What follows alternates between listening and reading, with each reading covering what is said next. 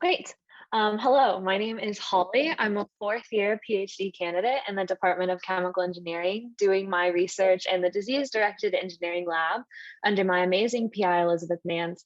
And I'm so excited to be giving my lightning talk today about my research in quantifying the shapes of the brain's most acrobatic cells, otherwise known as microglia or the little glue.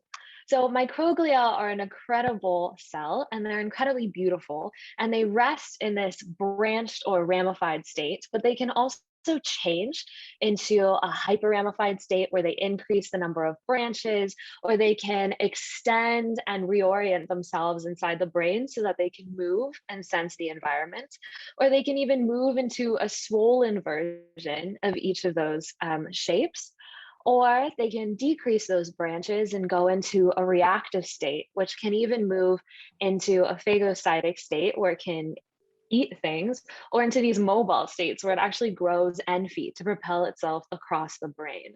And microglia are so interesting in that they also change those shapes based on how the microglia were originally formed, the age that they're in.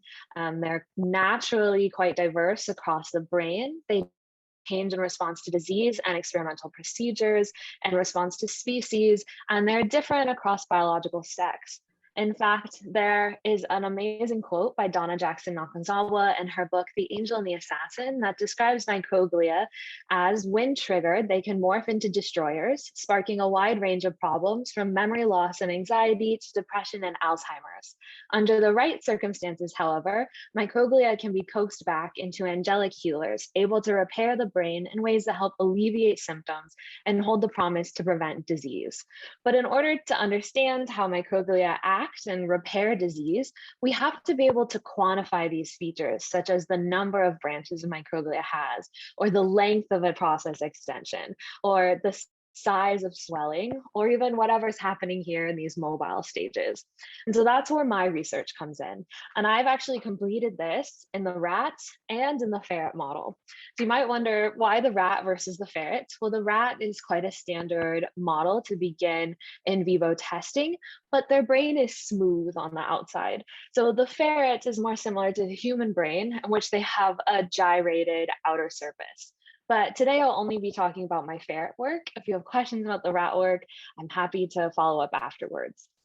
So in the ferret, I take these images of cells, which you can see on the left are microglia and brain slices, and then I use computational image processing in order to cut those cells out and take them out of their images.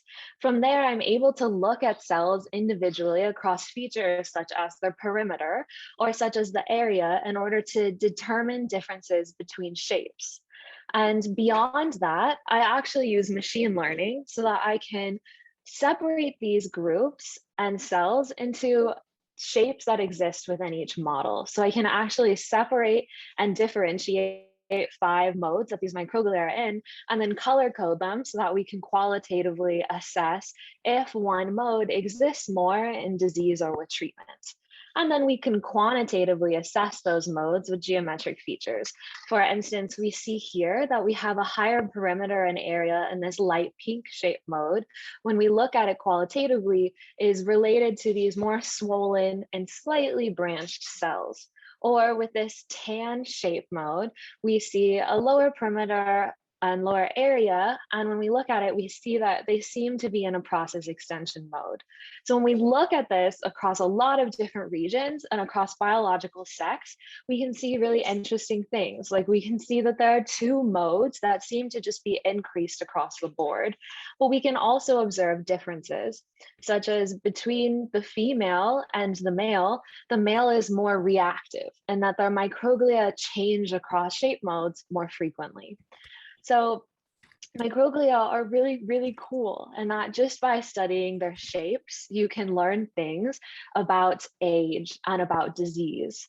And if we're able to quantify these shapes, if we're able to see how microglia move from branched to highly branched in response to disease, and if we're able to pick out targets for those changes, then we can move forward to better therapeutics for the future. So I would like to thank every single person in my lab. They're an incredibly amazing group, and especially my PI, Elizabeth Nance. Everyone in bold here contributed a lot to the ferret analysis and paper. And if you want to see our actual publications, I included QR codes to the analysis in rats and the analysis in ferrets. And here's just a little bit more about me. Thank you so much for letting me present to you all today.